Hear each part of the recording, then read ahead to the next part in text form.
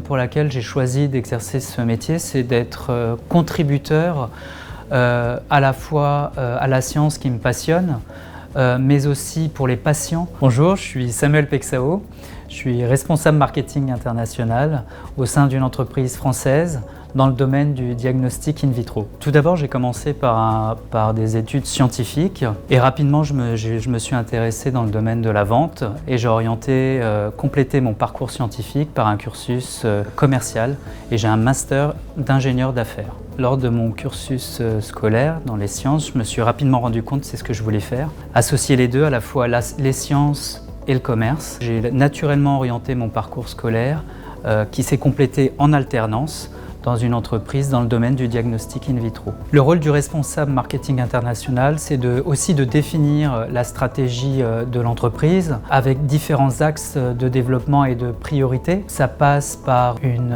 définition de cette stratégie et de la transmettre à l'ensemble des équipes internationales pour décliner cette stratégie localement en fonction des priorités du groupe à ce moment-là. Un rôle primordial, c'est dans la gestion de la vie d'un produit, à la fois dans le lancement, tout ce que ça impacte, préparer le lancement, préparer la communication au niveau des différents interlocuteurs, mais être aussi en lien avec la production, l'ensemble des équipes au niveau mondial pour faire un lancement approprié. Donc tout au long de la vie d'un produit, il y a des améliorations qu'on peut apporter, des innovations, des ajustements en fonction des remontées qu'on peut nous faire. Le cycle de vie du produit aussi, c'est la fin de vie d'un produit où il faut accompagner les clients dans cette transition et l'arrêter en gérant à la fois les stocks, mais aussi prendre en considération le délai d'enregistrement dans chaque pays pour ne pas créer de pénurie sur un marché. La communication, c'est déjà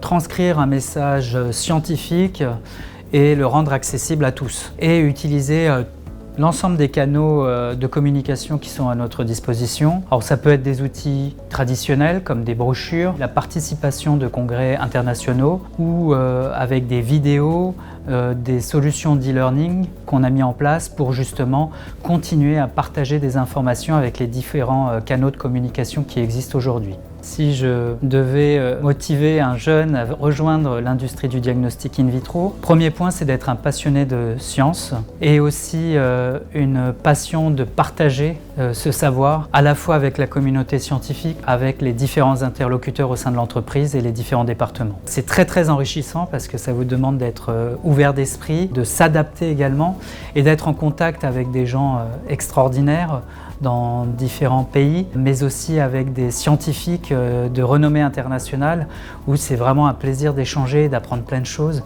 Donc c'est vraiment l'aspect qui m'a vraiment intéressé et qui me passionne vraiment aujourd'hui.